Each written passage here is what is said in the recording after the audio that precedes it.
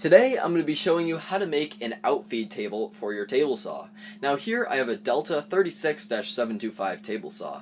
Now I bought this at Lowe's and I really like it. However, the outfeed side is not very big, and so I needed to make an improvement there. And this is the same with pretty much every table saw that you're going to buy. There's not going to be much outfeed. So this is an excellent project, especially for portable saws in small shops. Now this is a folding outfeed table, so it will fold down and out of the way when I don't need it, and up and be there for me when I do need it. And as you can see here, this piece slides across really well. And so today, if you stick around, I'm going to show you how to make this. Okay, so after cutting this piece of plywood down to a more manageable size from a 4x8 sheet, I can now cut it to its final dimensions for the table. Alright, so I went ahead and I finished up by cutting it into a 2-foot by 3-foot piece. Right, and here I'm just cutting out some 2.5-inch strips to stiffen up the top.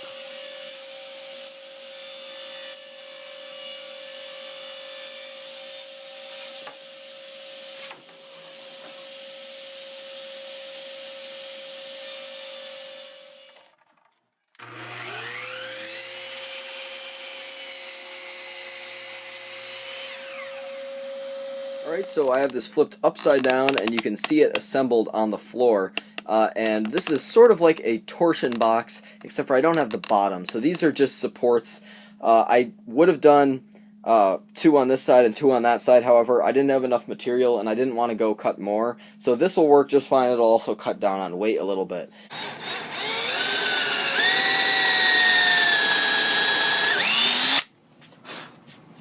Alright, and I'm going to go ahead and put a screw in there.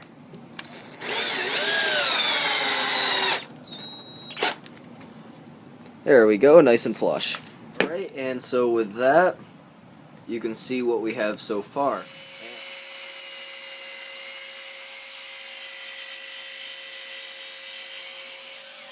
Okay, so now I'm ripping some 3.5-inch strips out of this poplar to go around 3 sides of the outfeed table.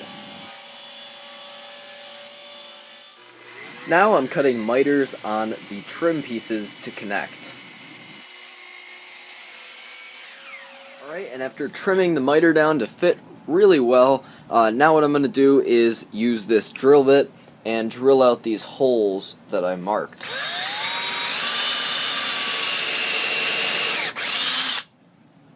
And that is going to seat this screw. Alright, and so as you can see, I finished installing the trim. There were a few spots that were kind of high, and so I used a flush trim bit to bring those down a little bit, and I also used a chamfer bit in the router to just chamfer this one edge, and that makes material slide on and off of it a little bit easier. And now I'm going to move on to the next step. Right here, I'm going to drill some holes in this piece of poplar, and these holes correspond to the bolts on the back of my saw. So what I'm going to do is drill out a space for the head, which this is only going to go down a little ways, and then I'm going to drill out another space for the rest of the bolt to pass through. And that way this will be secured to the back, and this is how I'm going to make the table connect with the hinges and fold up and down.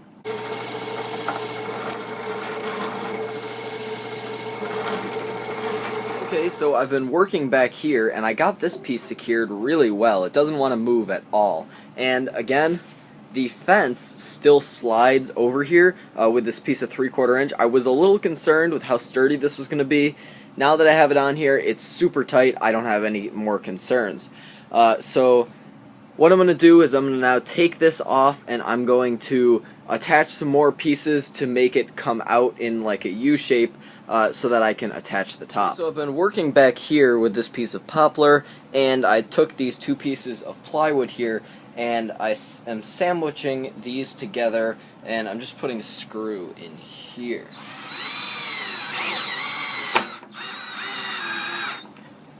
Alright, and that holds that firm. I can take this off, and now I need to put the table on here.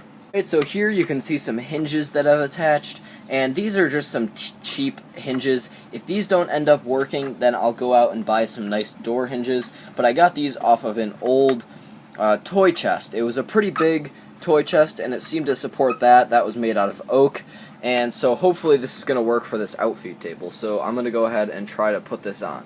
Right, so I put this thing on here, and it doesn't quite work. As you can see, when I swing this up, it looks pretty good when it's starting to swing up. However, it looks like it's a little bit too high for the table, and it also looks like this spacer isn't out far enough. So I think I'm going to have to do that part again, so I'll go ahead and give it a second shot. Okay, so I realized how I need to fix what I've been doing and make it so that this will actually work. And so I cut some 3-inch pieces, and what I'm going to do is glue these together, and I'm just spreading the glue out right now. And I'm going to put these together, clamp them, and let these dry, and then we'll move on.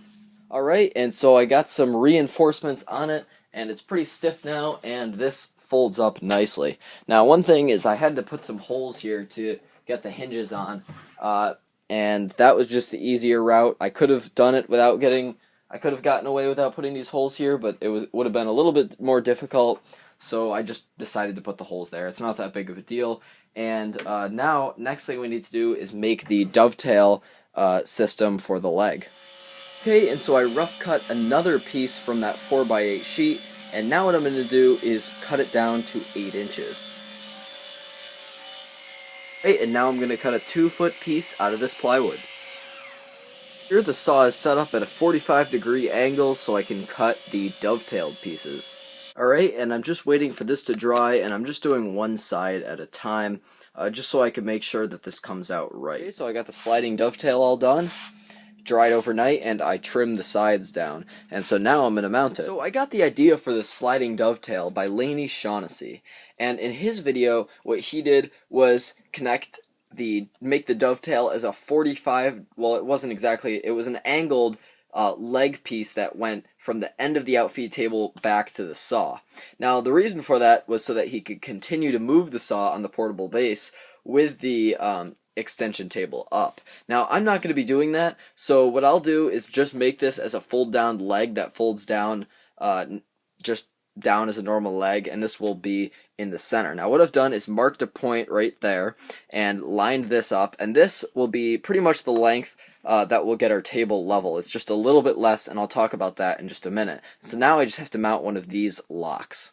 Got that latch on, and I put some holes here. However, those go into the piece here since it's dovetailed and doesn't allow it to move, so don't put those holes there. I had this mounted the other way. This wouldn't work. But anyway, I got that on, and also I put some screws in the end here. And what these will do is these will help me level this table so I can get it just perfect by moving these in and out. Okay, and so I got the leg here all done. It's mounted, and here's the table. So now I'm going to move on to some test cuts.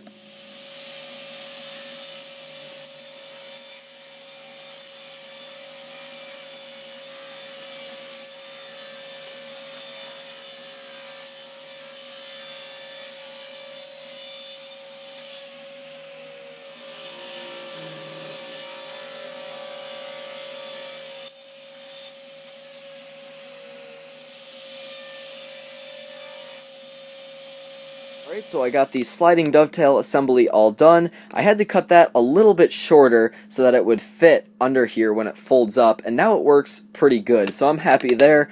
You can see the lock here, the barrel bolt, sorry, and over here you can see the table is not the prettiest, but it's definitely functional, and this piece slides across here with very smooth transitions. I also put a chamfer here, and this came out really well. So there's definitely improvements that could be made to this. However, I'm pretty happy with this. It's definitely going to hold any wood that I throw at it, and any wood that I can fit down in here anyway. So this is going to be really helpful, especially with the folding feature, so I can get this out of the way. in case I'm in need of this space over here to assemble stuff. But overall, I'm pretty happy with it. So stay tuned on my channel, Croy Woodworks, for some videos that I'm going to get out. I'm going to have this video, obviously, and then I'm going to hopefully be building my router table really soon. I've got the plywood up in the garage, so I just need to start that, and hopefully I'll be able to start that really soon. So again, stay tuned on my channel, and thanks for watching.